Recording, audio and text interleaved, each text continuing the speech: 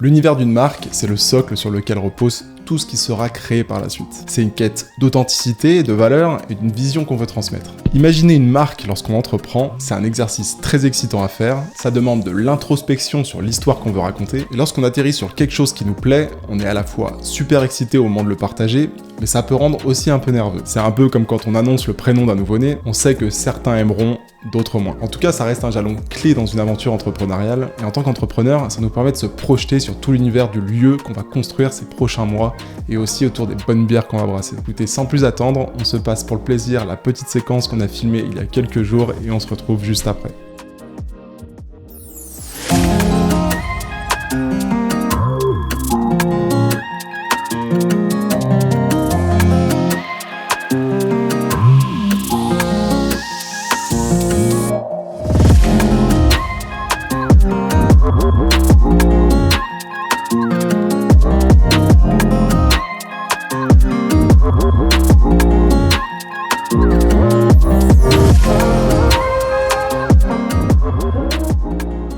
Et voilà les amis, comme vous avez pu le voir dans ce petit clip, on a donc décidé de baptiser notre marque Boulders. On est parti sur un logo plutôt simple, typographique, efficace. On a bossé avec un ami qui est directeur artistique dans une agence de com, qui nous a proposé ce dessin qu'on aime beaucoup, et qui reprend beaucoup d'éléments qu'on souhaitait. Dans les grandes lignes, on voulait quelque chose, comme je l'ai dit, d'assez épuré, tout en étant moderne, quelque chose que l'on verrait aussi bien vieillir, et personnellement je trouve que c'est plutôt réussi. On voulait aussi essayer de rompre avec tout ce qu'on voit beaucoup dans le milieu de la craft, des références à l'orge, au houblon, des têtes de hipsters avec des barbes en houblon, ou alors des choses très chargées. On a envie de proposer un univers assez coloré, et on voit que ça soit sur des visuels simples ou même sur des canettes, ça se décline super bien, ça offre beaucoup de possibilités d'association et de combinaison, et ça on adore. On a aussi cette signature avec le B qui donne pas mal de personnalité, et qu'on imagine parfaitement sur du merch ou sur des verres dans notre futur lieu. On est assez convaincu que ça peut super bien fonctionner. Et donc le nom Boulders, pourquoi ce nom? Qu'est-ce que ça porte comme message, comme signification, et comment on a atterri sur ce choix? Alors déjà je ne pensais pas, mais trouver un nom, ça a été beaucoup plus compliqué qu'on pensait. On doit composer avec les envies de chacun, s'assurer ensuite que ces noms ne soient pas déjà déposés, et ça en particulier, je peux dire que ça complique énormément la tâche. Et pour nos critères sur le nom, je dirais qu'on voulait, alors en 1, quelque chose de plutôt court, en 2, assez facile à retenir, à prononcer, en 3,